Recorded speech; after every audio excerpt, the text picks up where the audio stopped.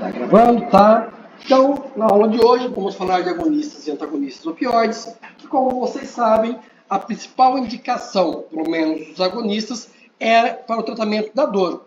Se a gente vai falar sobre dor, nós precisamos rever ou relembrar alguns conceitos que provavelmente vocês já conhecem. Primeiro, que existem dor de origem diferente, como, por exemplo, a dor nociceptiva e a neuropática, né? Cada paciente tem um limite de dor diferente e também o analgésico vai ter um efeito diferente sobre cada paciente. Quando eu vou tratar esse paciente, então, que está com dor, eu preciso considerar se eu preciso que ele esteja consciente durante o tratamento. Se não for necessário a consciência, eu vou recorrer a um anestésico e não a um analgésico, né? Como é o caso dos opioides. E preciso considerar que existem outros fármacos que, por mecanismos distintos, também aliviam a dor. Por exemplo, os anti-inflamatórios não esteroidais, que aliviam a dor por reduzir a inflamação. Os antiespasmódicos, que reduzem a dor por causar relaxamento muscular. E o que nós vamos falar hoje, os opioides, que tem um mecanismo central que eu vou abordar muito superficialmente daqui a pouquinho. Tá? Por razões históricas, vale a pena diferenciar os termos opiáceo e opioide. Opiáceo se refere a moléculas que são parecidas ou derivadas quimicamente da morfina, que foi o primeiro alcaloide com atividade analgésica, opioide, a ser utilizado. Então, sempre que eu mostrar uma estrutura e você reconhecer prontamente nela a estrutura da morfina, do alcaloide natural, ela é um opiáceo. Opioides se referem a moléculas que agem sobre os receptores opioides, mas não necessariamente têm o mesmo esqueleto molecular que a morfina.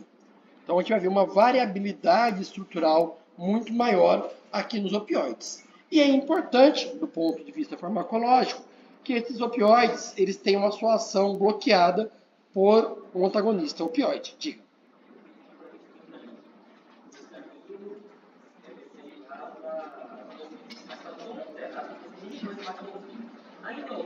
Não, é um opioide. Só vai ser opiáceo se você bate o olho e fala, tô vendo que ele é um derivado da morfina. Se tiver aquela estrutura complexa, basicamente os mesmos centros quirais, o mesmo formato em T da estrutura, ali eu vou ter um opiáceo. Para vocês se situarem, vai ser a primeira parte dos fármacos que eu vou mostrar para vocês. A segunda parte, quando a gente começa com as simplificações moleculares, eu deixo de ter tão claro a estrutura da morfina presente ali. E esses já são opioides. E é importante lembrar que esses agonistas opioides, eles têm um mecanismo central de ação elevando o limiar da dor. Então, a gente deixa de sentir a dor. Não é o mesmo mecanismo de você perder perifericamente a sensação de dor por não ativar os motorreceptores, termorreceptores e assim por diante. Tá? Bem, além da ação analgésica, a ativação dos receptores opioides vai levar a euforia, depressão respiratória, sedação e supressão da tosse. Desses 5 efeitos aqui, apenas a analgesia e a supressão da tosse têm utilidade terapêutica. Tá? Entretanto, devido à localização dos receptores opioides em áreas do cérebro relacionadas com o humor e com a felicidade, tá? O uso de agonistas opioides vai ter uso recreacional, ilícito e que causa dependência. Tá? Nós temos subtipos de receptores opioides, como vocês sabem. Né? E a nomenclatura dos receptores opioides varia muito ao longo da história. Originalmente, eles eram conhecidos como mu, delta e kappa. O mu, que foi o primeiro, a ser descoberto, que é onde a morfina se liga. O delta foi localizado perifericamente, né, e ele está relacionado principalmente à presença dele no trato gastrointestinal, onde ele leva à constipação. E o kappa foi identificado a partir de um ligante ou uma droga que age seletivamente sobre esse receptor, que foi a ketociclazocina. Tá? Depois dessa nomenclatura inicial, passou-se a utilizar uma nomenclatura MOR, DOR e COR, que era de mu opioid receptor, delta opioid receptor, kappa opioid receptor. E artigos mais recentes, eu acho que trocaram o receptor por peptídeo, chamam de MOP, DOP e COP, que é o mu opioid peptide receptor, delta opioid peptide receptor e kappa opioid peptide receptor. Porque nós vamos ver mais adiante que os ligantes endógenos desses receptores opioides são peptídeos.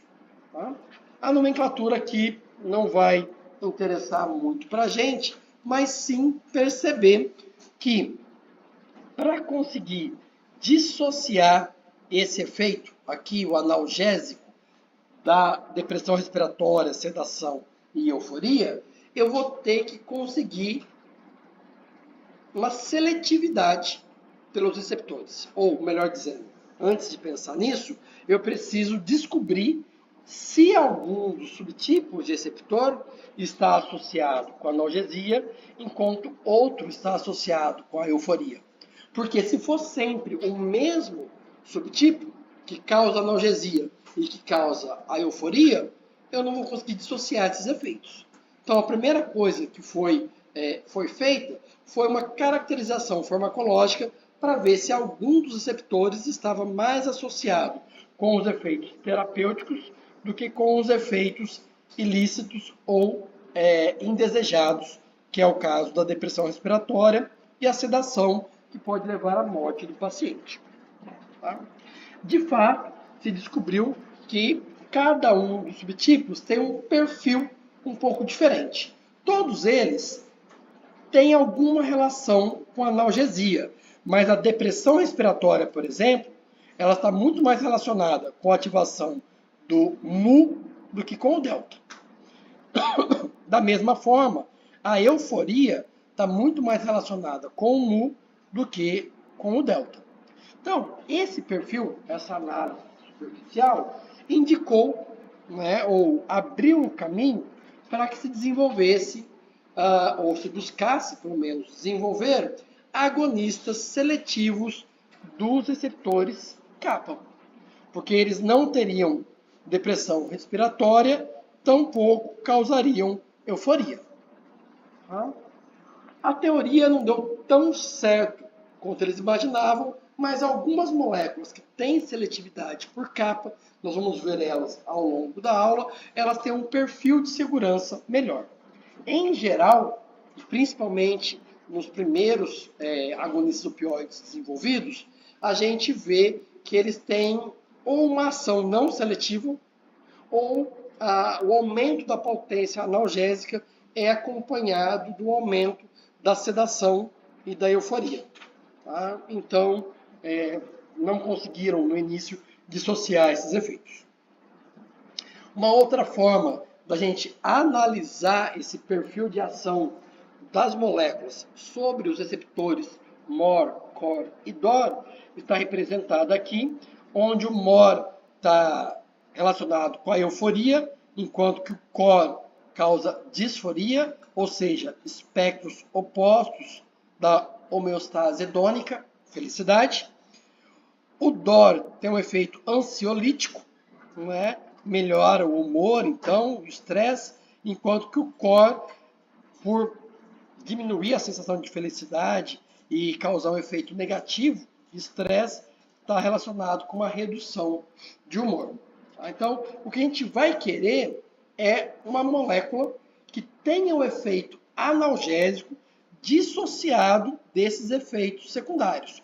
Pelo menos se eu estou pensando no desenvolvimento de um analgésico. É claro que podem ter segundas indicações, por um efeito ansiolítico, por um efeito sedativo para induzir o sono e assim por diante. Um efeito relaxante para usar junto com o anestésico. Então tem outras indicações de opioides. Mas quando eu falo de analgesia, eu quero uma molécula que seja apenas analgésica. Ou, idealmente, que fosse apenas analgésica. Eu adiantei para vocês que o desenvolvimento de moléculas seletivas não teve o sucesso esperado. Mais recentemente, descobriu-se que a ativação do receptor opioide, em geral, ela ativa vias secundárias de sinalização diferentes. Então, quando eu coloco um agonista do receptor MOR, e ele é uma proteína acoplada, receptor acoplado à proteína G, ele vai ter então como segundo mensageiro GI ou G0. E isso está relacionado com a analgesia. Entretanto, ele também ativa uma outra via de sinalização celular, da beta-arrestina 2, que parece estar mais envolvida com a depressão respiratória e a constipação. Da mesma forma, no core, o segundo mensageiro GI-G0 causa analgesia e a beta-arrestina disforia. Então, a teoria farmacológica mais recente é de que se eu conseguir agonistas via específico, ou que ativem apenas o segundo mensageiro GO e não ativem a via de sinalização da beta-arrestina, aí sim eu vou ter fármacos muito mais seguros. Tá? Essa é uma teoria farmacológica mais recente que ainda não teve efeitos práticos do ponto de vista químico-medicinal. Em outras palavras, eu não tenho nenhum fármaco que ative só GI, G0 e não ative beta-arrestina. Mas a partir desse arcabouço teórico, novos esforços estão sendo feitos no sentido de desenvolver novos fármacos. Quando a gente fala em desenvolvimento de novos fármacos, vocês sabem que a gente pode fazer isso de duas formas, né? Baseado no receptor, baseado no ligante. A aula de hoje vai ser focada no desenvolvimento baseado no ligante. Mas para vocês terem uma ideia de como que conhecer a estrutura do receptor auxilia no planejamento, eu incluí aqui 3 slides, só para a gente ter uma ideia do tipo de informação que a gente poderia aproveitar no desenvolvimento de fármacos. O primeiro deles é, a partir do momento que eu conheço a estrutura tridimensional dos receptores DOR, MOR e COR, representados em laranja, azul ou verde, eu percebo que eles são muito parecidos entre si. A variabilidade conformacional ou estrutural desses receptores está concentrada em duas alças extracelulares, conhecidas como ECL2, que está reproduzida aqui embaixo, e uma tal de ECL3, que está escondida lá atrás, e ela está representada aqui de novo. Tá? Quando eu olho para ECL2 nos 3 subtipos de receptores opioides e comparo a composição dessa alça extracelular, eu vejo que ela é muito parecida nos 3 subtipos. Isso está representado aqui embaixo pela sequência primária dos aminoácidos que compõem essa alça, e o que é igual está destacado em laranja. Tá? Então eu vejo que tem 1, 2, 3, 4, 5 aminoácidos que são idênticos, e o que tem propriedades iguais, ou similares, melhor dizendo, está destacado com 2 pontos. O que é propriedade semelhante? Por exemplo, uma valina e uma isoleucina são cadeias laterais apolares que fazem interação hidrofóbica. Treonina e serina são 2 cadeias alquílicas que têm uma hidroxila, faz ligação de hidrogênio. Então, se eu troco uma treonina por uma serina, se eu troco uma isoleucina por uma valina, a interação é a mesma. Eles são parecidos. E isso está representado aqui por 2 pontos. Tá? Resumindo, Se eu comparar a alça extracelular 2, ela é muito mais parecida entre os subtipos do que a alça extracelular 3, que tem apenas um aminoácido idêntico e alguns semelhantes. Consequência disso para o planejamento. Interagir na alça extracelular 2 vai garantir afinidade, mas nunca vai garantir seletividade, porque é muito parecida entre os receptores. Por outro lado, como a alça extracelular 3 ela é mais diferente entre os subtipos, eu crescer a molécula para ela interagir com essa alça extracelular 3 é que vai me dar seletividade por um ou outro subtipo. A maioria das estruturas que a gente conhece de receptores opioides é em complexo com antagonista. Tá? Mas existem algumas estruturas complexadas com agonistas. E quando a gente compara a estrutura complexada com antagonista, ou seja, com formação inativa, com o receptor complexado com um agonista com formação ativa, eu vejo uma mudança conformacional bem grande. Né? Se eu comparar a posição dessa hélice aqui, ó, ela se deslocou 10 angstroms. Né? É bastante. Aqui nessa região aqui está o sítio de ligação. E o que a gente percebe do sítio de ligação complexado com o antagonista e com o agonista é que o agonista sempre o sítio está mais fechado. Então, fecha em cima, abre embaixo. Aqui o inativo estava em cinza, certo? Eu tenho de novo aqui o sítio contornado em cinza e o ativo em azul. Está vendo que ele é menor, o sítio, do que o que está em cinza. Isso para o mesmo receptor kappa, mas se eu olhar o receptor mu, é a mesma coisa. O antagonista está aqui em cinza, um sítio maior, e o agonista, o sítio é menor em verde. Tá? Então, esse é o tipo de informação que eu tenho na hora do planejamento.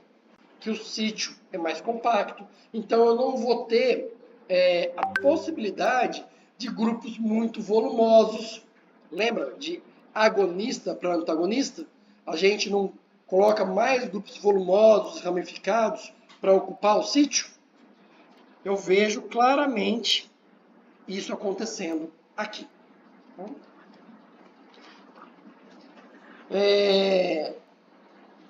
Olhando para o planejamento a partir do ligante. Quando a gente discutiu o planejamento a partir do ligante, e eu quero fazer um agonista, quem que eu uso como molde? O ligante endógeno. Tá? Acontece que os ligantes endógenos dos receptores opioides só foram descobertos na década de 70. Final da década de 60, década de 70, ao longo dela. Quando muitos dos fármacos agonistas opioides já estavam no mercado. Então, o desenvolvimento de agonistas e antagonistas opioides não se baseou exatamente no ligante endógeno, e sim na morfina, que já era utilizada desde 3.500 a.C. Tá? Então, embora do ponto de vista de planejamento, o raciocínio seja válido a partir do ligante endógeno, no caso dos agonistas opioides, não foi esse o caminho linear que foi seguido. Tá? Mas a partir do momento que se identificaram os ligantes endógenos, isso permitiu racionalizar por que nós tínhamos um receptor para um produto natural. Faz sentido para vocês eu ter no meu organismo um receptor que o ligante dele é um produto natural? Por que cargas d'água eu teria isso? Não fazia sentido. Né? Então, por isso que sempre se soube que deveria existir um ligante endógeno, mas só na década de 70 é que eles foram identificados. A dificuldade é que esses ligantes endógenos, ou principalmente os primeiros deles, que foram identificados, são peptídeos produzidos dentro do cérebro. São pentapeptídeos, são 5 aminoácidos produzidos dentro do cérebro e que receberam o nome de encefalinas. As duas encefalinas descobertas, elas diferem apenas em um aminoácido. A sequência é conservada aqui, ó. Tirosina, glicina, glicina, fenilalanina. Na posição R, eu tenho leucina ou metionina, dando origem a leuencefalina ou metencefalina, metionina encefalina. Depois da descoberta desses peptídeos endógenos, descobriu-se vários outros peptídeos que têm essa repetição aqui no seu N terminal. E que, quando clivados, liberam, então, um ligante endógeno que tem ação agonista sobre os receptores opioides. Acredita-se que esse seja o mecanismo, por exemplo, de ação, ou melhor dizendo, o que explica a ação analgésica da acupuntura. Seria a liberação de encefalinas. Da mesma forma, a sensação de prazer depois de correr ou fazer academia, pela ação das endorfinas e assim por diante. Então, esses mecanismos de prazer, de analgesia endógenos, estão relacionados com esses peptídeos que têm ação agonista sobre os receptores opioides. Existe até uma certa seletividade de alguns desses peptídeos por receptores opioides específicos. Tá? Mas como isso não foi explorado do ponto de vista de planejamento, não compensa a gente discutir muito isso daí. O que compensa é perceber que todos esses ligantes endógenos têm como primeiro aminoácido a tirosina. E quando eu olho para a estrutura da morfina, eu reconheço na morfina os mesmos grupos farmacofóricos que estão presentes na tirosina.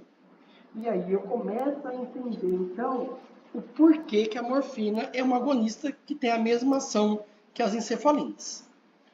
Se eu pudesse olhar para um ligante interagindo no sítio do receptor opioide, eu veria que essa hidroxila faz uma ligação de hidrogênio mediada por uma água, enquanto que o nitrogênio, que está carregado positivamente, faz uma interação iônica com o resíduo aspartico, que tem, então, como cadeia lateral, um grupo carboxila, que está carregado negativamente. Aquele anel que eu sei que é farmacofórico faz contatos hidrofóbicos no sítio. Essa representação bidimensional é a mesma coisa que está sendo mostrada agora de forma tridimensional com os diversos receptores, cada um de uma cor diferente. Olhando aqui agora, é o primeiro contato de vocês, pode parecer confuso, tá? Mas conforme vocês evoluírem nas aulas práticas, nas análises de sítio, vocês vão reconhecer aqui uma ligação de hidrogênio, aqui o nitrogênio fazendo uma interação iônica com o aspartico 128, aqui uma porção hidrofóbica do sítio ativo, fazendo aquela interação hidrofóbica que eu assinalei para vocês bidimensionalmente. Tá? Olhando para todas essas informações, conhecendo o que é o farmacófago da morfina, é mais simples planejar agonistas e antagonistas. Tá?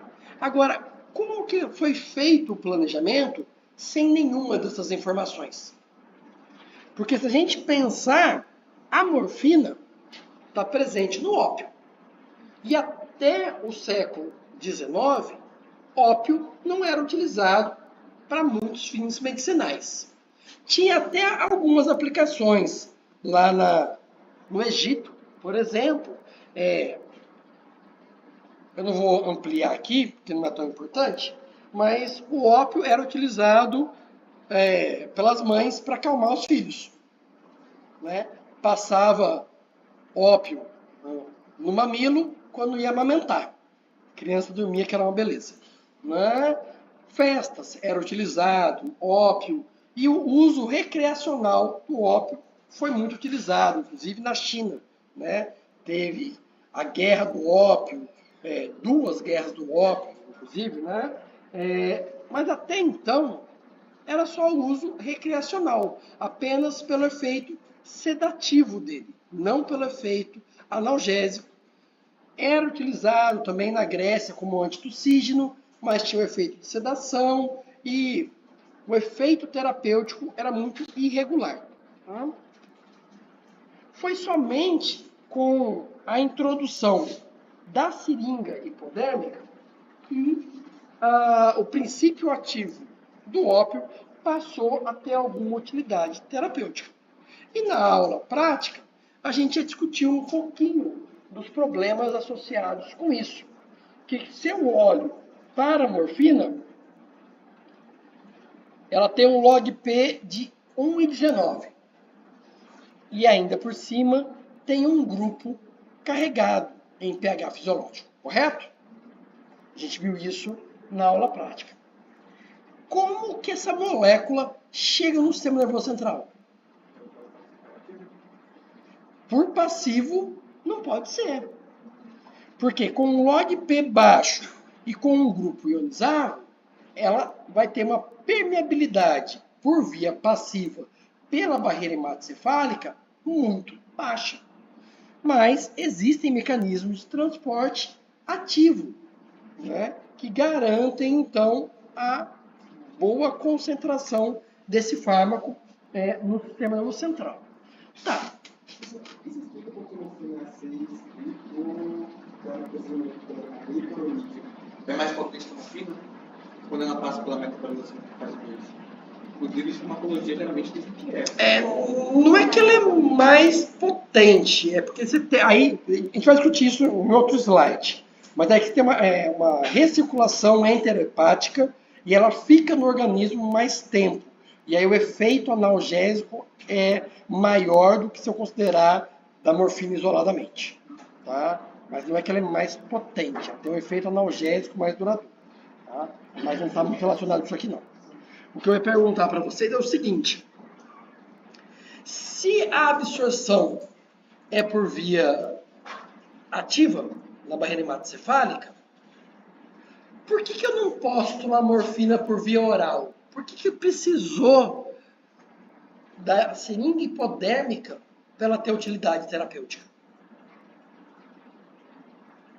Olha aqui, eu tenho 3 curvas aqui que falam da injeção, administração oral e aqui a infusão. Que aí, a infusão acho que está aqui. É a bolinha. A bolinha começa aqui, segue e vem para cá. O triângulo sobe e cai rapidamente, né? E a injeção, eu venho aqui um decaimento meio linear. Tá?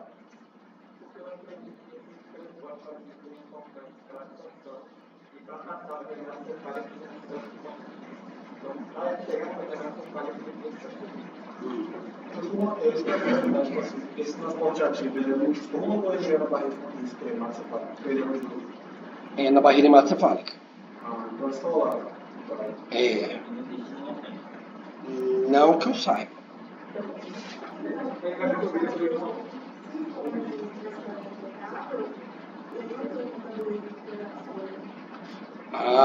Porque no raciocínio de vocês, parece que a lipofilicidade é muito ruim, que ele não vai ser absorvido. Né? Que necessitaria da via injetável. Mas se isso fosse verdade, essa concentração plasmática aqui não ia subir e depois cair. Ela ficaria baixa sempre. Ela sobe e cai porque essa molécula ou está sendo eliminada ou está sendo metabolizada.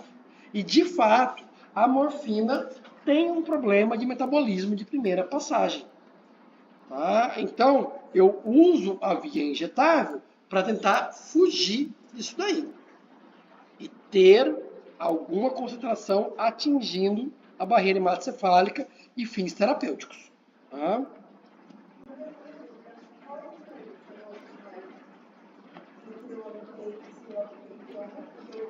O log P é o experimental, o C log P é o calculado. Tá? É só para mostrar para vocês que nesse programa, por exemplo, tem um erro. Né? Como sempre tem um erro, a gente já sabe. Mas usamos tanto o log P experimental como o log P calculado, vocês me diriam que a molécula não tem boa permeabilidade pela barreira hematocefálica. Então, o raciocínio de que precisa de um mecanismo de transporte, você deveria chegar nele ou usando o valor calculado ou o valor real. Diga.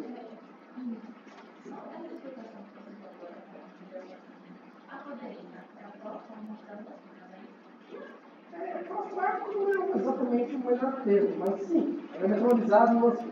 Qual é a explicação para ela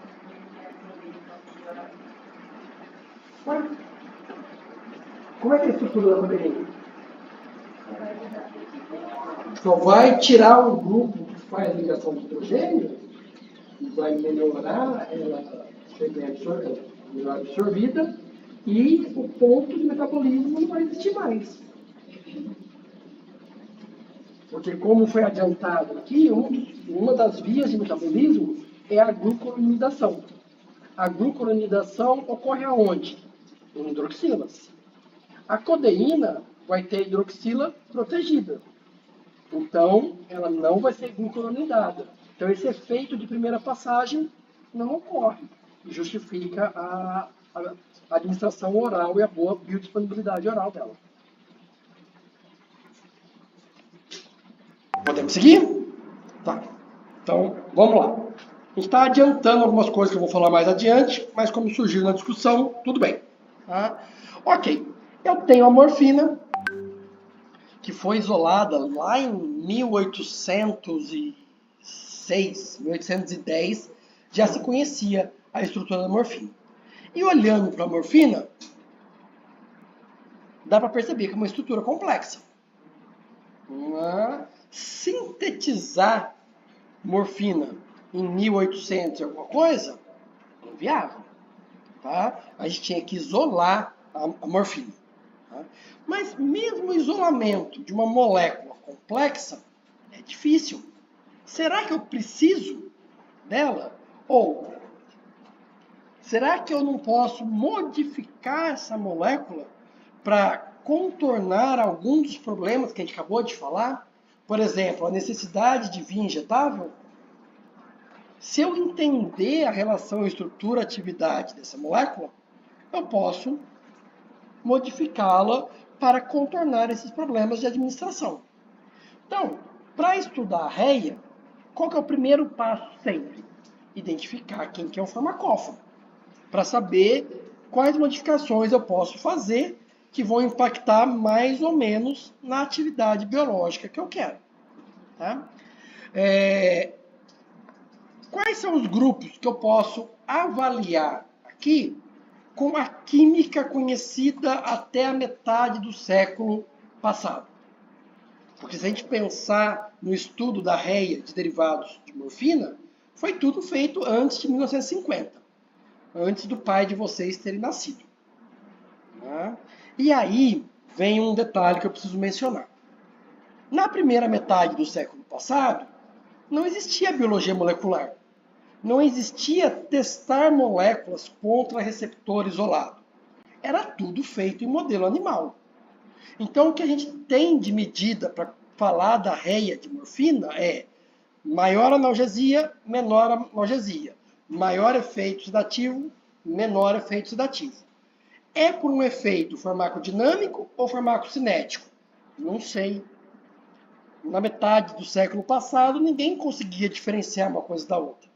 Então, tem alguns dados que vão ser mostrados aqui, que até hoje a gente não consegue explicar plenamente se aquilo é por um efeito farmacodinâmico ou farmacocinético. Tá? Mas, feito esse parênteses, nós poderíamos aqui verificar se essas hidroxilas são farmacofóricas, porque a gente sabe que é um ponto de metabolismo. A gente poderia modificar o anel aromático ou a ligação dupla e eu poderia modificar o nitrogênio.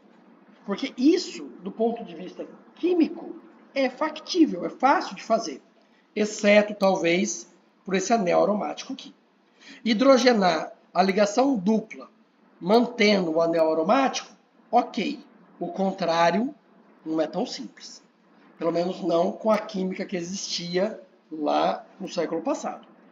Ops. Trocar substituintes dessa amina terciária, fácil. Modificar essa hidroxila, fazer eterificação e esterificação, fácil também. Tá?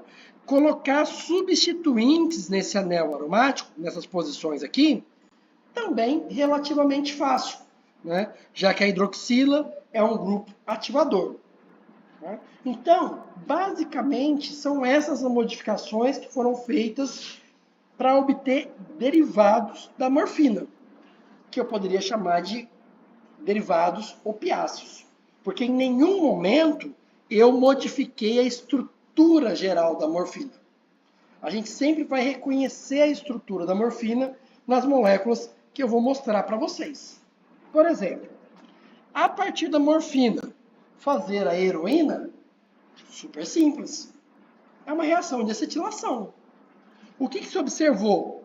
Um ganho de atividade analgésica paralelo ao aumento da atividade de dependência. Atividade não, no grau de dependência. Tá? E quando eu acetilo apenas uma dessas hidroxilas, ou seja, aqui foi uma acetilação não régio-seletiva. Se eu faço uma acetilação régio-seletiva, apenas dessa hidroxila, eu tenho uma molécula ainda mais potente. Na aula prática, nós discutimos se esse aumento de atividade poderia ou não ser explicado por propriedades físico-químicas, correto? E qual foi a nossa conclusão?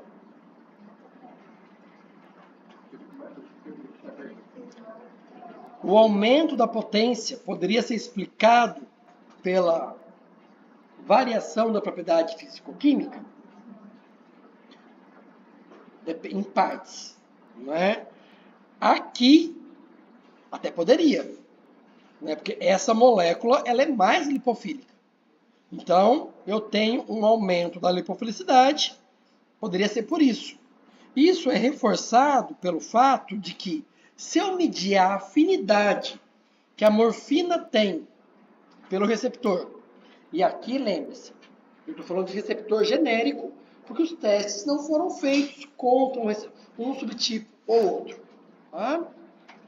A heroína tem uma afinidade pelos receptores que é 100 vezes menor. Se a afinidade é menor, como que eu explico uma atividade analgésica maior? É porque essa molécula chega mais dentro do sistema nervoso central. O transporte ativo está funcionando? Tá. Mas se aliado a ele eu tenho um transporte passivo, eu vou ter uma concentração maior. Tá?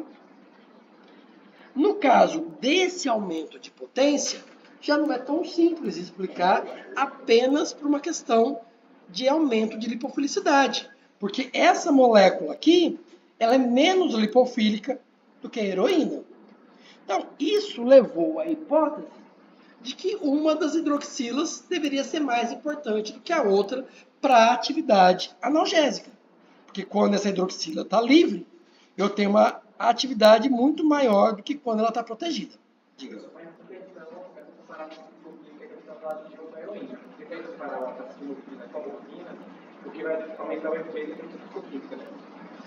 Acetilmorfina com a heroína eu não consigo explicar pela fisicoquímica.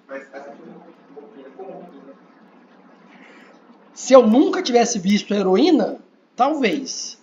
Né? Mas a variação da lipofilicidade com apenas uma hidroxila, se eu calcular o log P ou o log D dessa molécula e comparar com essa, é muito parecido para ela ser 4 vezes mais potente. Então, mesmo aqui, possivelmente não. Diga.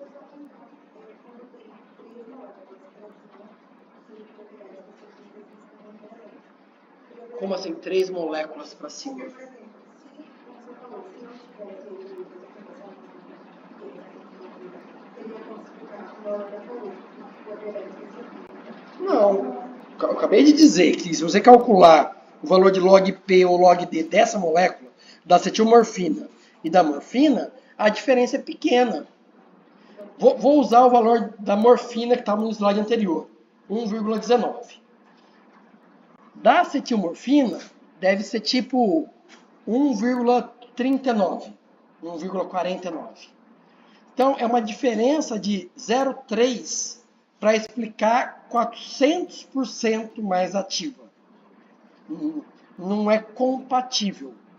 Tá? Aqui, sei lá, pulou de 1,19 para 1,59. Mas foi só 2 vezes.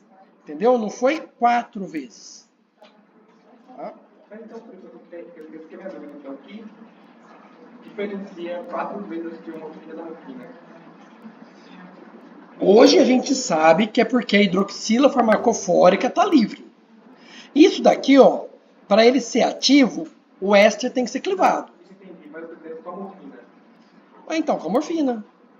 Aqui, ó, eu tenho maior lipofilicidade e a hidroxila livre. Aqui eu não tenho hidroxila livre. Isso aqui lentamente dá origem à morfina. Isso aqui também. Só que isso aqui, quando chega no sistema nervoso central, está pronto para interagir com os receptores opioides. E esse acetil aqui não atrapalha a interação. Esse acetil aqui atrapalha. E a hidrólise no sistema nervoso central é lenta. As esterases que nós temos periféricas são rápidas, mas dentro do sistema nervoso central, nós temos uma concentração de esterases muito menor. Então, a velocidade de formação da heroína e a analgesia é menor. Só que ela acumulou ali dentro. Então, o efeito de sedação, de euforia, etc., ele vai ter o seu pico de ação do mesmo jeito. E vai causar uma dependência muito maior. Tá? Muito bem. Mas só com base nesse resultado, eu não posso dizer que essa hidroxila é farmacofórica. Porque eu não sei a velocidade com que a hidroxila é formada aqui. Então, foi daí que surgiu a necessidade de fazer um outro derivado que fosse mais estável. De onde surgiu a codeína, por exemplo. A codeína foi uma invenção do nada? Não. Eles olharam entre os constituintes do ópio, acharam a tebaína, que tem uma atividade muito menor que a morfina e que tem as hidroxilas protegidas como éteres. Daí surgiu a ideia de, a partir da morfina, fazer a codeína e a heterocodeína. Protegeram uma hidroxila de cada vez para descobrir qual delas teria maior importância para a atividade analgésica. Quando eu protejo aqui e o éter é muito mais estável do que o éster, eu tenho apenas 20% da atividade analgésica. Enquanto que protegendo aqui, eu tenho 5 vezes mais atividade. Tá? Só um segundinho que eu me lembrei de uma outra coisa. Aqui tem um outro fator que explica a maior atividade analgésica. Que a hidroxila aqui, ela está protegida do efeito de primeira passagem.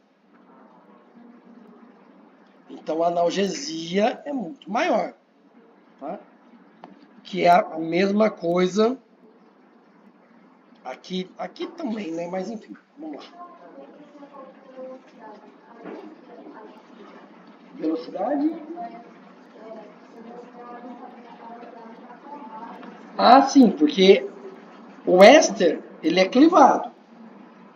Tanto antes de entrar como depois que entrou. Depois que entrou, ele precisa clivar para interagir. Mas eu não sei com que velocidade isso é formado. Esse éster, vamos pensar quimicamente. Eu sintetizei a heroína. A heroína é estável no balcão. A heroína é estável no seu organismo? Com que velocidade a heroína se decompõe ou é metabolizada em morfina? Isso, imagina que a heroína ela era comercializada como fármaco em 1920, 30, né? Estudos farmacocinéticos não existiam. Mas as pessoas, então, não podiam afirmar o quanto de tempo aquele éster existia. Né? Quando eu faço agora um éter eu sei que é mais estável. Então, a ideia é, eu transformei um grupo lábil em um grupo estável. Hoje, a gente também sabe que esse éter é clivado, mas numa velocidade muito mais lenta. Tá? E a partir, então, da comparação da atividade da codeína com da heterocodeína, foi que descobriu que essa hidroxila é farmacofórica. Ou, melhor dizendo, que ela tem um papel muito mais importante para a atividade farmacológica. Tá?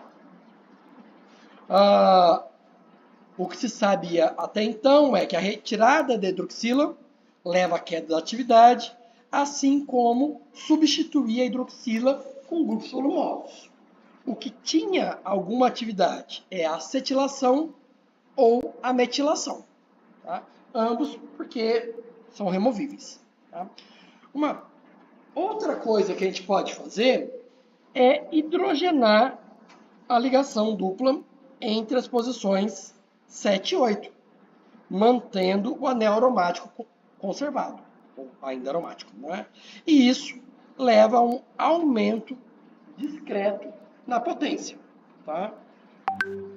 Quando eu comparo a afinidade antes e depois de hidrogenar, eu vejo que a afinidade é a mesma.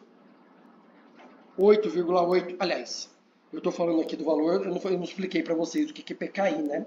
Vocês sabem o que é PKI? Não.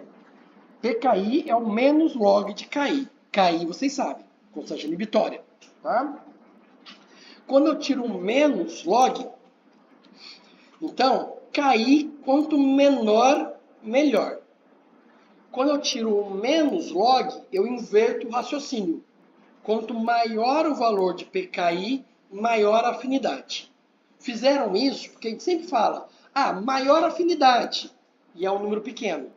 Então, quando eu uso PKI, o raciocínio fica mais linear, porque quanto maior o PKI, maior a afinidade. Tá? Então, quando eu comparo aqui antes e depois da hidrogenação, eu vejo que a afinidade é basicamente a mesma, ou um pouquinho menor depois da hidrogenação. Como que eu explico, então, o aumento da potência? Provavelmente, isso está relacionado com a fase farmacocinética, porque uma ligação dupla é um ponto de metabolismo.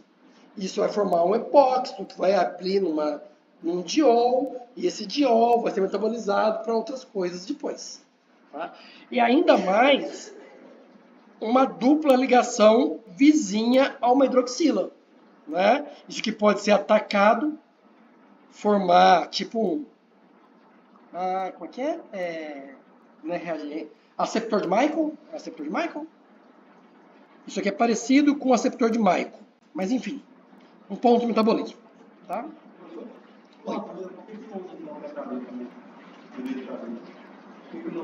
Usa.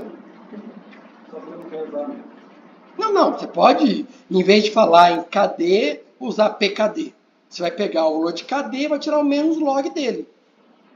É só uma forma diferente. É porque assim, tem várias formas diferentes de você representar a mesma coisa. Se a gente for falar de todas as formas diferentes, que nem na atividade prática, valendo ponto extra. Tive aquele gráfico de C50 por concentração de substrato. Isso é uma outra forma de eu diferenciar inibidores, competitivo, não competitivo. Eu não poderia ter colocado o gráfico do duplo recíproco? Poderia, né? Mas eu quis colocar uma coisa diferente. Aí na prova, vou achar um outro gráfico para vocês fazerem, para ser diferente. Porque esses dois vocês já sabem, então não tem mais graça fazer esses gráficos.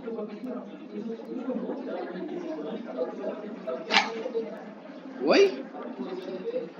Será que isso? Quando eu uso a psicologia reversa, vocês olham para a questão e falam assim, não, ele não perguntou isso. Não, não é isso, não é isso. Aí vocês respondem outra coisa, quando era para ser aquilo. Então eu já parei de usar a psicologia reversa porque ela não funciona, né? Porque vocês sempre inventam uma resposta errada para uma pergunta que é fácil. Então, agora eu só faço pergunta difícil, porque essa pelo menos vocês acertam. É brincadeira, é brincadeira. Tá? Tá. Momento de descontração. A prova sempre vai ter uma pergunta difícil, duas perguntas médias, duas perguntas muito fáceis, não é? E as outras estão ali no meio, tá? O problema é que essas muito fáceis, geralmente vocês olham para ela e falam assim, não pode ser só isso. E aí, por incrível que pareça, as muito fáceis não são as que têm o maior índice de acerto.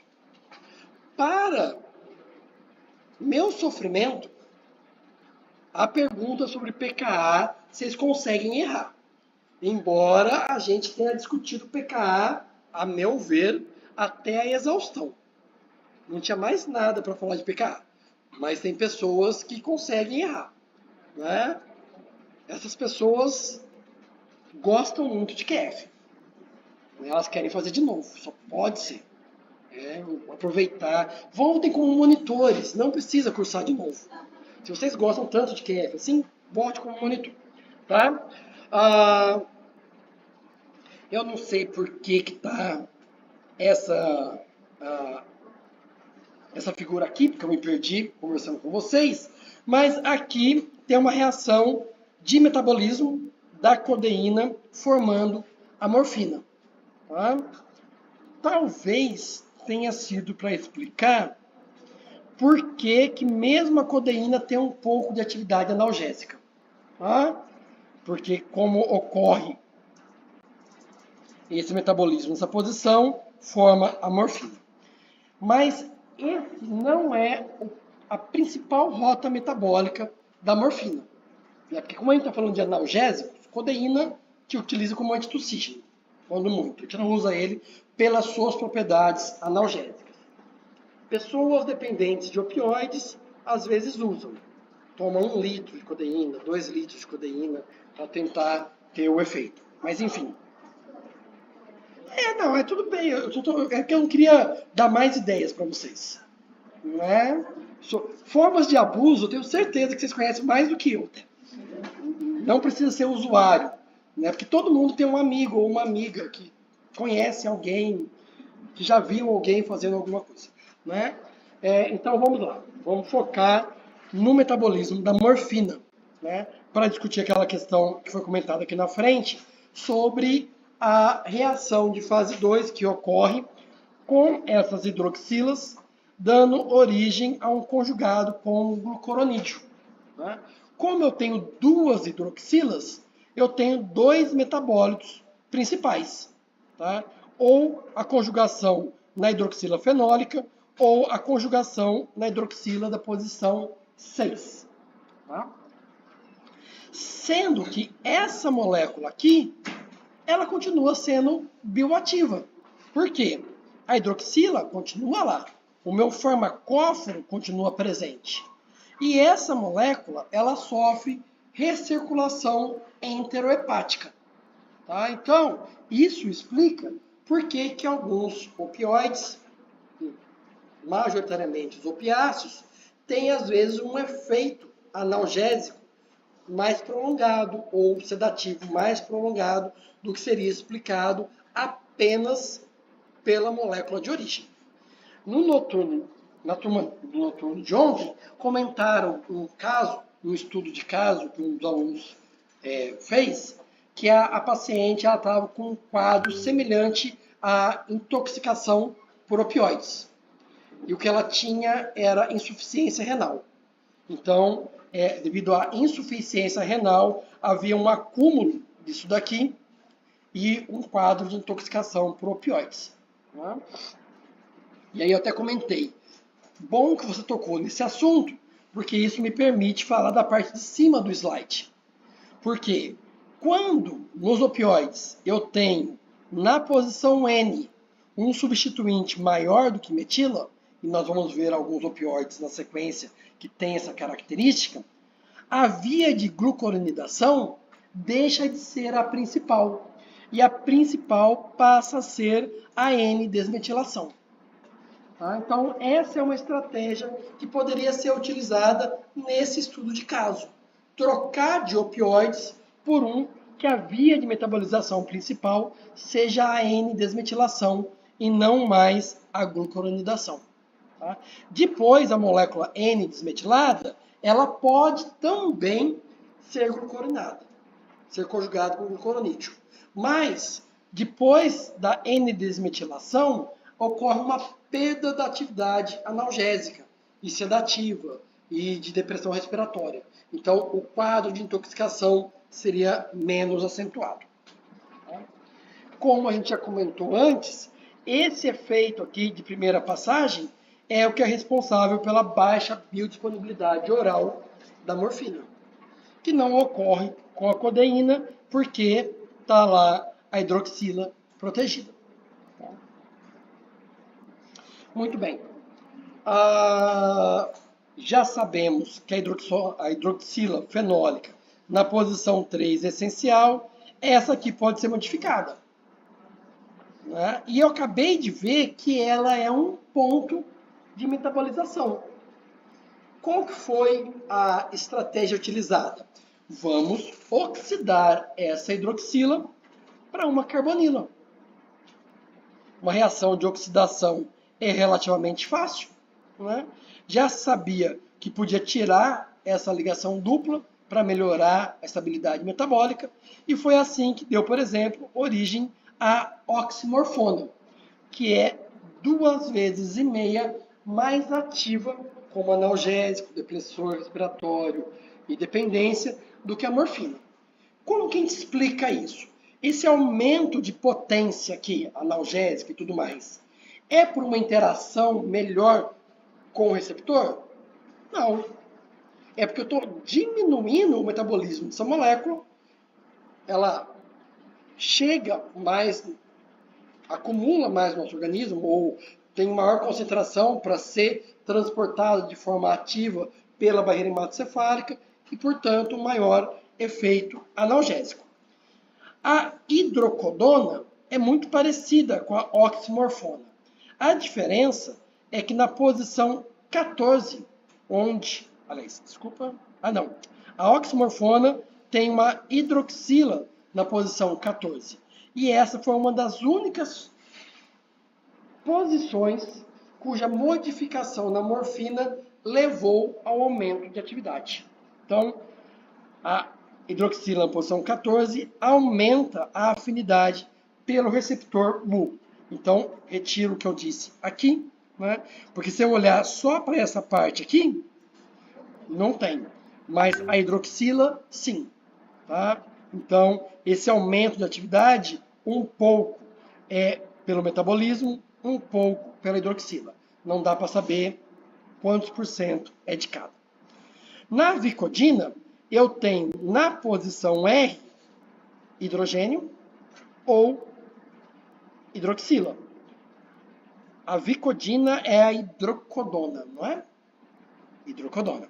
Tá? Então, a gente vê uma melhor estabilidade metabólica, uma potência analgésica menor, porque a hidroxila farmacofórica está agora protegida. Né?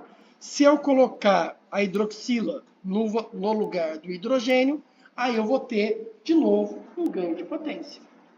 Mas, junto com isso, vai aumentar a dependência. Então, no caso de um opioide que era para ser administrado num regime de autodosagem, né, aumentar muito a potência e o efeito de dependência não é desejado. Né? A hidrocodona ficou muito famosa por causa do seriado, do House. Né? Então, vimos pontos de modificação no anel. A única coisa que a gente não viu ainda foi modificações no nitrogênio, que é a outra ponto que eu falei para vocês que seria possível. Tá? Retiraram esse metil daqui e no lugar dele colocaram etil, propil, butil. Tá? Foi crescendo o tamanho da cadeia alquílica e a atividade agonista foi diminuindo, né? Até que em butil eu não tenho mais atividade agonista. E isso é fácil da gente entender, né?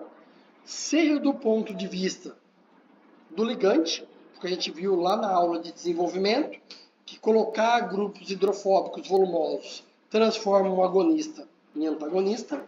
É fácil da gente compreender também do ponto de vista do receptor, porque a gente viu que o sítio na conformação do antagonista é maior, então, mas o agonista é menor, então não acomodaria esses grupos de tamanhos maiores.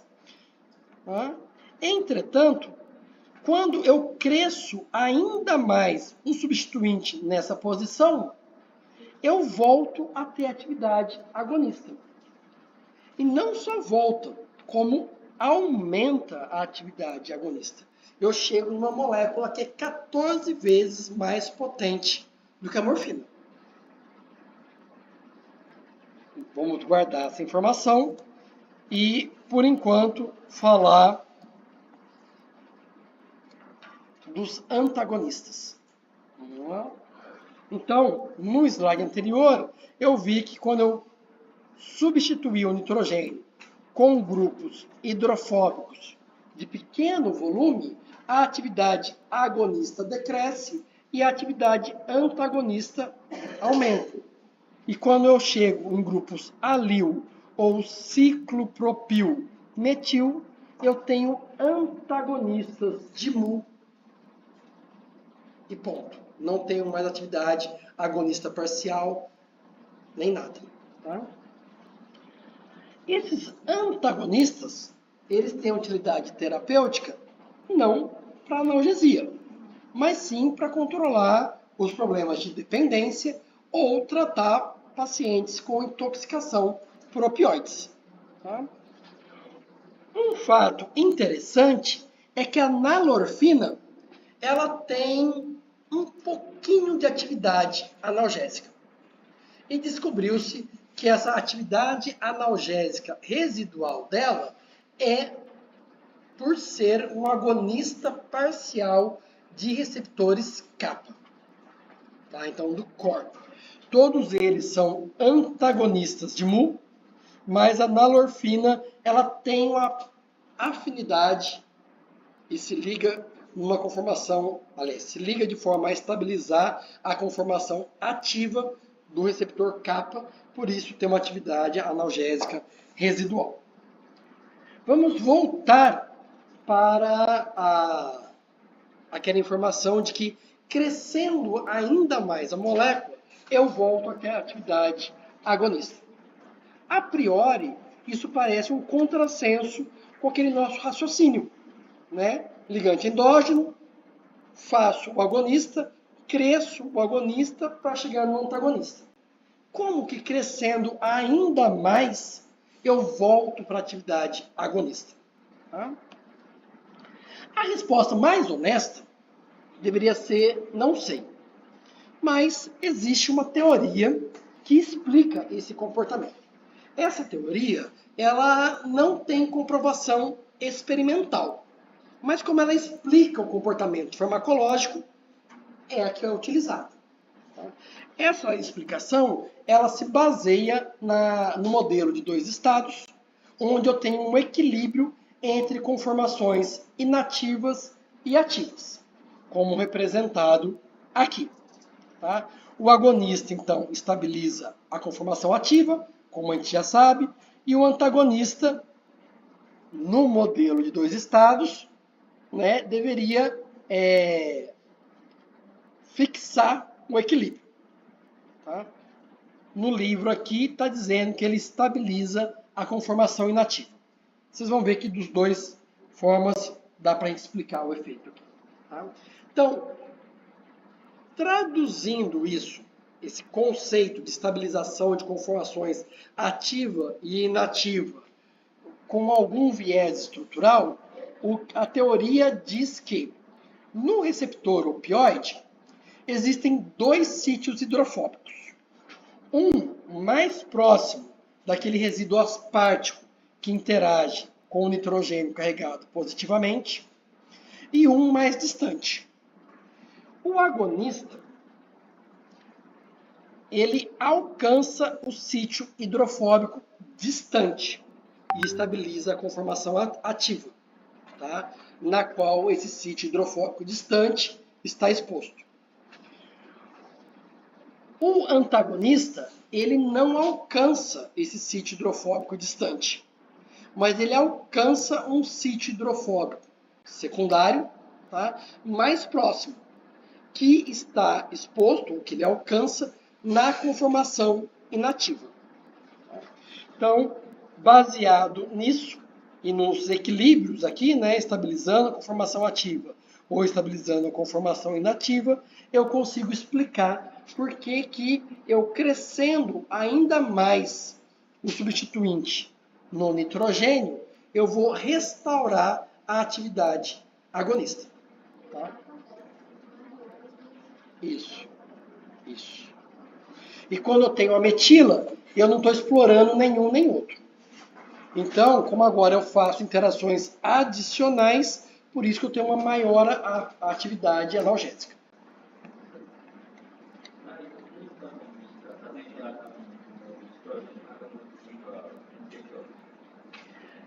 O farmacóforo é o que é importante para interagir com os três subtipos.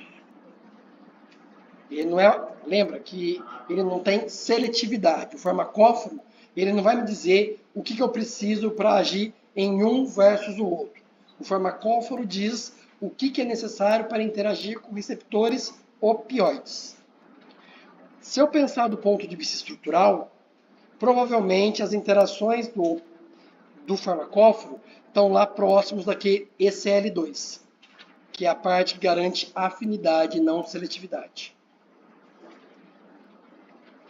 Tudo bem?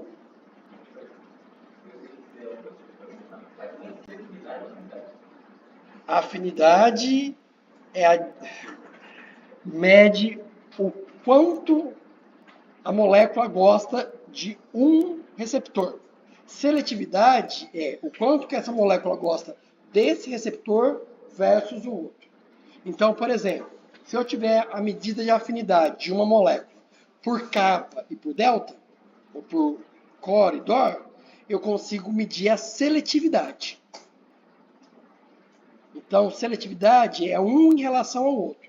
A afinidade vai estar relacionado à dissociação da molécula pelo receptor.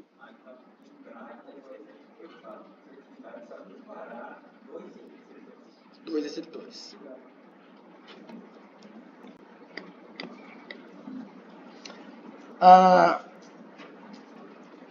Os opiáceos, que eu mostrei até agora, a gente viu como modificá-los para aumentar a potência. Mas, via de regra, a gente não conseguiu até agora dissociar o efeito analgésico da depressão respiratória nem da euforia com essas moléculas. Então, se a gente fizer uma análise do uso de opioides, tanto de forma prescrita como recreacional ou ilegal, a gente vê um aumento nas últimas décadas. Tá? E paralelo a esse aumento, eu vejo um aumento no número de mortes, seja por abuso, seja por intoxicação e assim por diante. Então, a gente precisa pensar em como desenvolver opioides mais seguros. E se a gente não consegue dissociar o efeito, mantendo o esqueleto molecular da morfina, eu preciso recorrer a outros tipos de esqueleto molecular. Tá? Então, o que eu vou falar agora para vocês começa a envolver simplificações moleculares e como obter uma molécula que, mesmo sendo mais simples, vai encaixar no receptor. Se eu vou falar de encaixe no receptor, eu preciso ter, mesmo que seja um modelo simplificado, para guiar isso. Porque eu tenho os grupos farmacofóricos, mas eu tenho que saber qual que é a conformação farmacofórica. Quando eu olho para a morfina, que é uma estrutura rígida, e se eu olhar a representação tridimensional dela, eu vejo que ela tem um formato de T, é fácil entender que no receptor eu devo ter um grupo capaz de fazer ligação de hidrogênio, interação hidrofóbica e interagir com o meu grupo carregado positivamente. Então, mesmo que eu tenha uma representação muito simplificada do receptor opioide, isso vai me servir para explicar, por exemplo, a enantioseletividade da morfina. Porque se eu olhar para a morfina, eu vejo que ela tem diversos centros assimétricos. Quantos são mesmo? 5, que estão destacados aqui. 1, 2, 3, 4, 5. Quando a gente faz a síntese da morfina e eu obtenho o racemato, a potência analgésica é exatamente a mesma.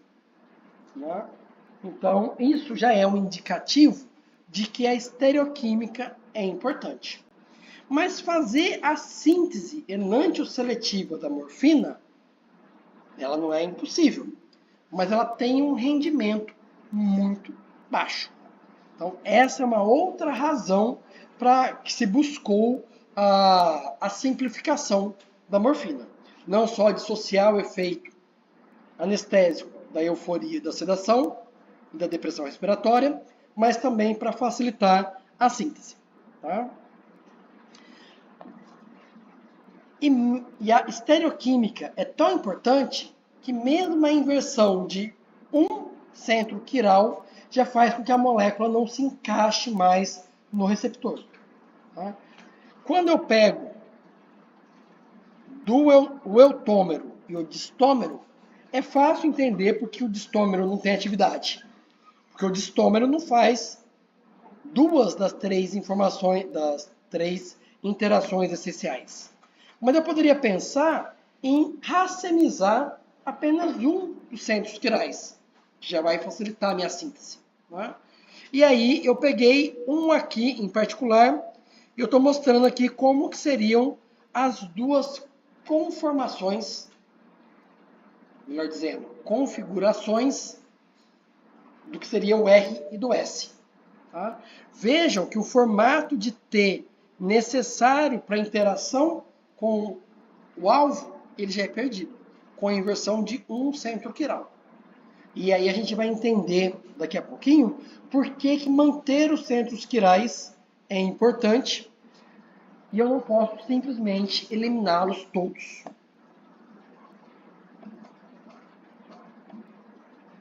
Sim, está fora de ordem. Aqui é a síntese da morfina. Tá? E aqui o rendimento global e o número de passos. Tá? Vejam que na melhor das hipóteses aqui, para a morfina mesmo, eu acho 29,7 da dihidrocodeinona. Mas é razoavelmente próximo. A morfina mesmo, eu acho que... Eu não me lembro qual que é a rota mais utilizada. Tá? Mas qualquer coisa que tenha rendimento global abaixo de 30%, não é exatamente o que a indústria farmacêutica quer. Tá? Então, isso é uma outra razão para a gente tentar simplificar a estrutura da morfina.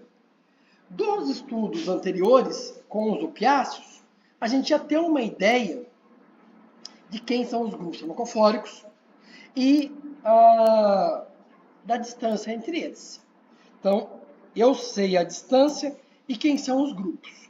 Por que eu não posso simplesmente sintetizar essa molécula, que agora é muito mais simples, e administrá-la para o meu paciente? Eu tenho problemas de flexibilidade. Vejam, 1, 2, 3, 4 ligações rotacionáveis. Quantas vezes essa carga positiva vai ficar na distância farmacofórica dos demais grupos? Muito pouco. Então eu não posso simplesmente partir da molécula rígida e ir direto para a molécula flexível.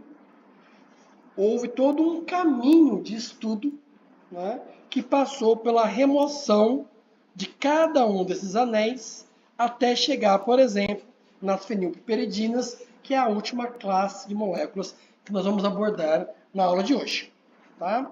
Então a gente vai passar pela classe dos morfinanos, benzomorfanos e vamos chegar nas fenilpiperidinas.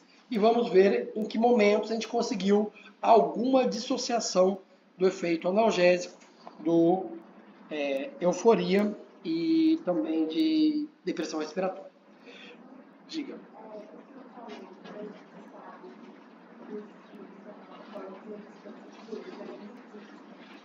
Não, é porque se a morfina é rígida, é só você medir.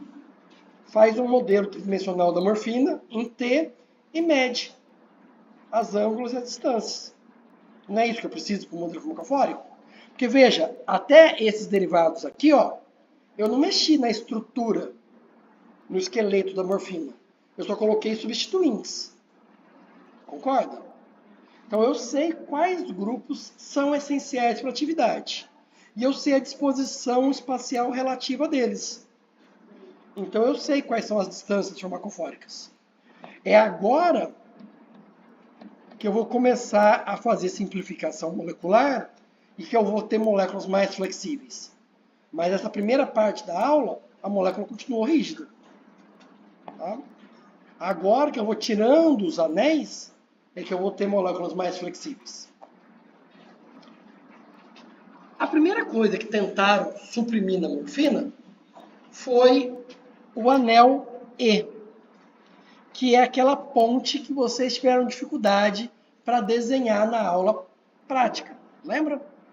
É ela também que dá essa conformação, essa configuração de T para a molécula.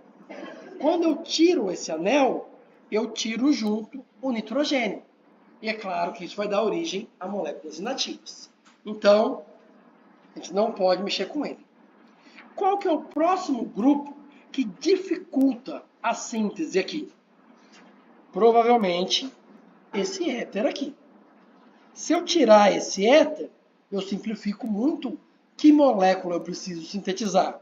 Porque eu venho para esse tipo de molécula aqui, que lembra um fenantreno. Tá? Que foi chamado de morfinano. Essa molécula em si não tem atividade analgésica. Vocês conseguem me justificar por que ela não tem atividade analgésica?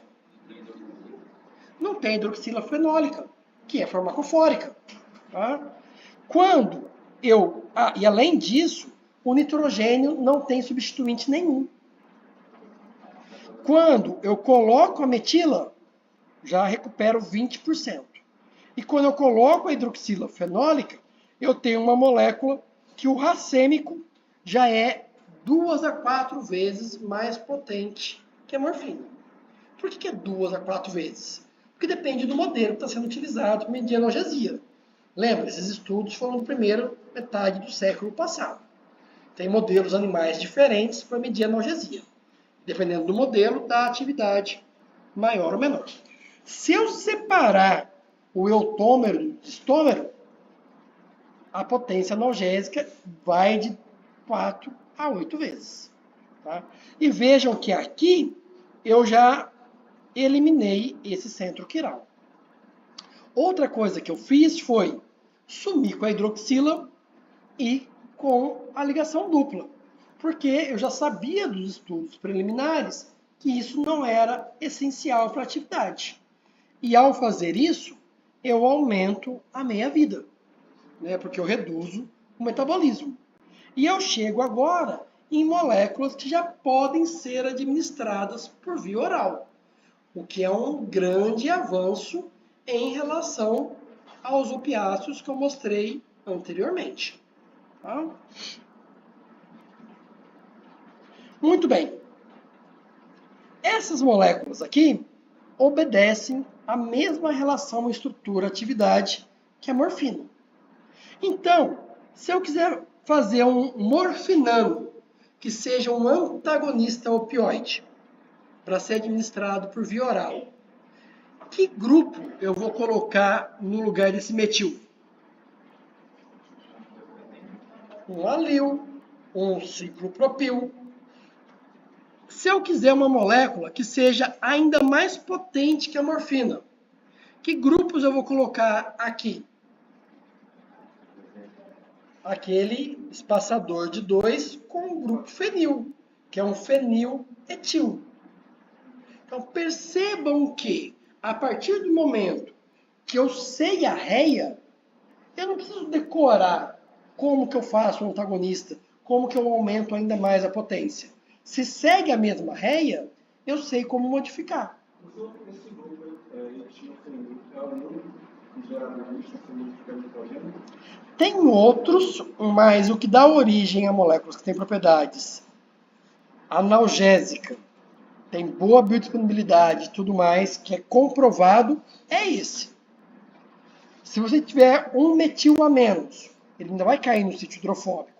Mas aí você vai ter um mix de atividade agonista com antagonista, dependendo dos receptores, e aí a gente entra em especificidades que não dá para vocês saberem, a não ser que eu dê uma tabela para vocês. Né? Com o etilfenil, ou fenetil, eu sei que ele tem atividade agonista e, portanto, maior atividade analgésica. Por enquanto, sobe tudo junto. Aumenta a potência, aumenta a sedação, aumenta a depressão respiratória e tudo mais. Tá?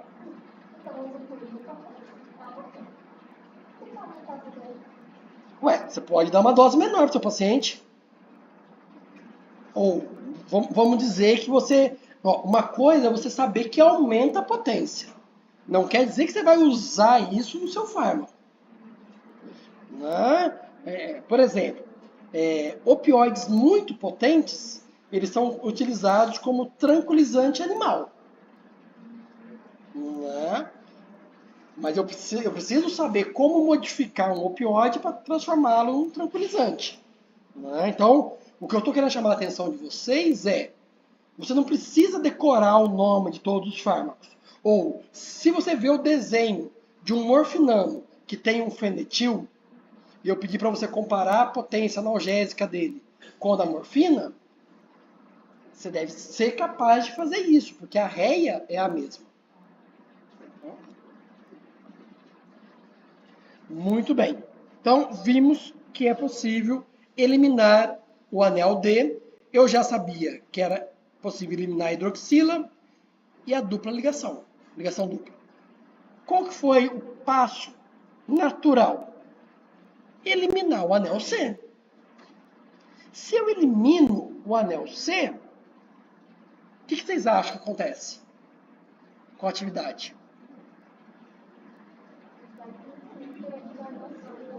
Não, a hidroxila, a gente já tirou aqui fora antes.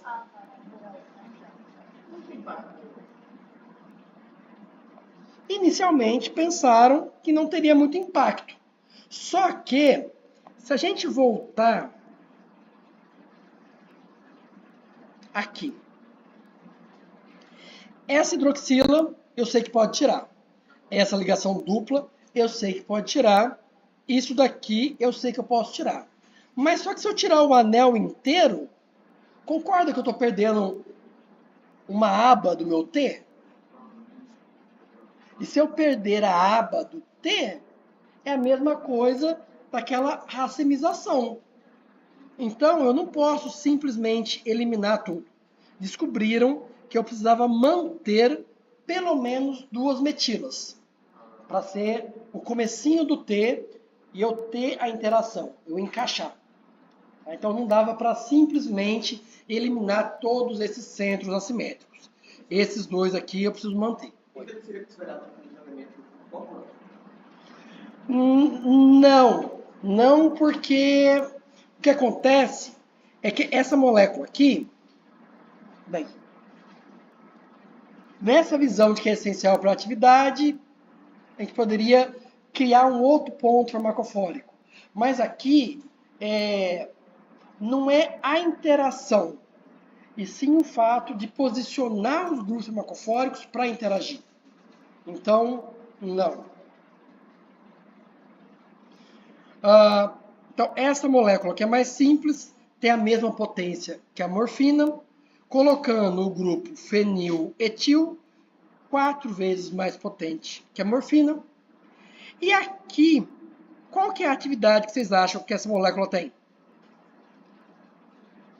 Com esse substituinte. Eu não quero que vocês leiam. Eu quero que vocês deduzam. É porque ele vai ter tanta função agonista como antagonista. Ia ficar uma coisa fácil. De onde vocês tiraram que tem o agonista e o antagonista? O nitrogênio vai ter carga positiva? Vai ter carga positiva aqui, que nele sempre teve.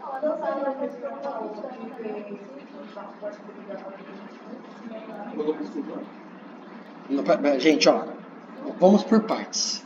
A minha função aqui é tentar fazer com que vocês entendam a réia e apliquem a réia. Se eu coloco substituintes no nitrogênio de pequeno volume e ramificados, qual que é a ação que vocês esperam? Antagonista.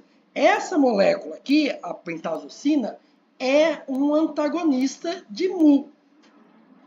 Ponto. Tá? Por que tem essa atividade aqui então? Porque descobriu-se que ela tem atividade agonista em capa. Vocês tinham que saber disso? Não. Eu não quero que vocês decorem, que vocês escutem o áudio e decorem. Eu quero que vocês entendam. Tá? O esperado é isso. Que achou uma outra atividade nos testes farmacológicos e aí começaram a entender como fazer moléculas seletivas para capa, é uma nova descoberta. Lembra que eu falei aqui, olha, o farmacóforo, se a gente pensar estruturalmente, vai estar interagindo em ECL2, porque isso não garante seletividade para nada. Agora, eu estou vendo que substituintes no nitrogênio podem dar seletividade. Se pode dar seletividade, onde que esse grupo está indo? Lá para ECL3. E aí a gente começa agora a entender na estrutura para onde que está caminhando isso daqui. E aí eu posso, lá na frente, né, olhar para a estrutura do receptor kappa e ver, poxa, o que o kappa tem no ECL3 que mu e delta não tem? Ah, ele tem um resíduo polar. O que eu vou fazer então? Eu vou colocar um substituinte polar nesse substituinte que estava no nitrogênio, para aumentar a afinidade por capa. Tá? Com isso, eu chego numa molécula que é muito mais potente que a morfina, mas que não causa depressão respiratória, porque ela continua sendo um antagonista de mu, mas é agora um agonista potente de capa. O problema é que a potência aumentou demais. Então, uso clínico disso daqui só se for em doses muito monitoradas. Né? Porque eu estou falando agora de você diluir microgramas num litro de soro para ter o efeito analgésico. Se em vez de 1 micrograma você colocar 2 microgramas, você saiu da janela terapêutica. Né? Mas isso ajuda a gente a entender como fazer moléculas seletivas para capa. E abre o horizonte para no futuro, aliando isso com aquela ativação da via do segundo mensageiro de GI-GO0 em vez da beta-restina, no futuro a gente ter fármacos mais seguros. Ok, já sei que dá para eliminar D, C, preciso manter. A próxima ideia foi eliminar B. Na verdade, a ideia não foi essa não, mas encontraram uma molécula por acidente, que é um derivado de cocaína, que demonstrou atividade analgésica e descobriram que a atividade analgésica era bloqueada, na verdade ela é bloqueada por antagonistas opioides. Qual que foi a dedução? Esse derivado de cocaína é um agonista opioide. Tá? Nós temos aqui a molécula, e quando eu desenho ela dessa forma, eu vejo o anel aromático, o anel de 6 e o nitrogênio substituído. Não é a mesma distância, mas tem os grupos farmacofóricos. Essa molécula é flexível. Em algum momento, os grupos farmacofóricos ficam na distância para interagir com o receptor opioide e ter a ação analgésica. Tá? A partir dessa molécula aqui, se chegou nas fenilpeperidinas. O anel piperidina, o anel saturado de 6 com nitrogênio e o fenil. Tá? Para ficar na distância mais próxima do farmacofórico, o que fizeram? Diminuíram esse grupo espaçador. Então, as moléculas que a gente vai falar hoje têm o anel aromático substituído diretamente na piperidina. Tá? Olhando para essas duas moléculas aqui e lembrando do farmacóforo de receptores opioides, qual das duas vocês acham que é mais potente? A de cima. Por quê? Perceberam como conhecer a réia ajuda numa série de coisas? Qual dessas duas deve ter maior meia-vida? A de cima ou a de baixo? De baixo? Por que vocês acham que é de baixo?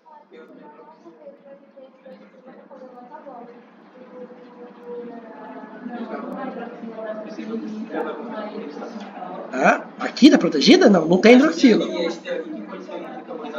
Mas tem um éster que pode ser metabolizado. E quando esse éster é metabolizado, aqui gira um ácido carboxílico. Né? Quando a gente falou lá atrás da proteção, essas moléculas aqui continuam tendo a hidroxila fenólica. Só que ela pode ser administrada por via oral. É metabolizada? É, mas de forma muito mais lenta do que quando tem as duas hidroxilas. Aqui, mesma coisa. Vai ter glucuronidação? Vai. Quem que é mais rápido? A glucuronidação ou a esterase? Que está circulante no nosso organismo. Não precisa nem chegar no fígado. Essa molécula vai ser metabolizada muito mais rapidamente. Então, a menor meia-vida é dessa daqui. Tá? O quê? Glucuronidação. Só se tiver... Eu não sei se para essa molécula tem recirculação enterohepática. Se tiver, sim. Tá? Tem um indicativo que você pode usar para saber se tem recirculação enterohepática ou não, que é a lipofilicidade da molécula. Se o metabólito ainda é lipofílico, por exemplo, um log P de 0, ele pode ser reabsorvido. Né? Muito mais na alça descendente do que na ascendente, por características das células. Mas ele é reabsorvido, cai em circulação, e aí tem, então, esse problema. Aliás, esse problema não, essa característica. Tá. Desses dois aqui, eu vou me concentrar na meperidina, que então, que tem uma meia-vida curta, tem uma menor potência, mas tem um início de ação rápido. E que, portanto, é segura no ambiente hospitalar. Então, você faz o controle, você monitora a analgesia do paciente sem causar depressão respiratória de uma forma muito eficaz. Tá? Se eu colocar substituintes no nitrogênio, o que eu espero? Um aumento da potência. Tá? Oi? Se não for muito substituído. Não, como assim? Não. Ó, quando o substituinte é de pequeno volume e ramificado, a gente espera que seja um antagonista. Quando eu tenho um espaçador e depois o grupo aromático, eu espero que ele seja um agonista de novo e por fazer interações a mais, tenha maior potência.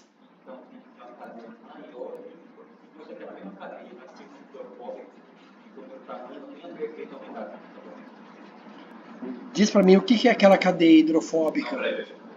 Se for aquilo ali, só que não entendeu, só que não tivesse esse negocinho no final, tivesse mais cadeia no mesmo.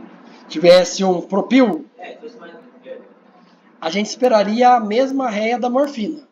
A atividade agonista vai caindo. Com o butil não tem atividade agonista nenhuma. Com o propil deve ter 15, 20% da atividade. É um agonista parcial fraco. Mas com o pentil já tem. Pentil volta a ter atividade. O pentil já vai começar a alcançar isso daqui. Mas não vai ser mais potente.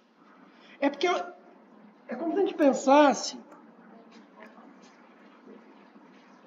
uma atividade agonista assim, tá? Metil tá aqui, etil, propil, butil, o butil tá aqui, pentil, hexil, ciclohexil, ciclohexil não, metil, hexil, feniletil.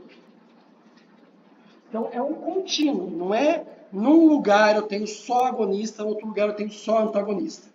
Essa molécula aqui, ela vai ter atividade mais antagonista em um, menos antagonista em outro subtipo.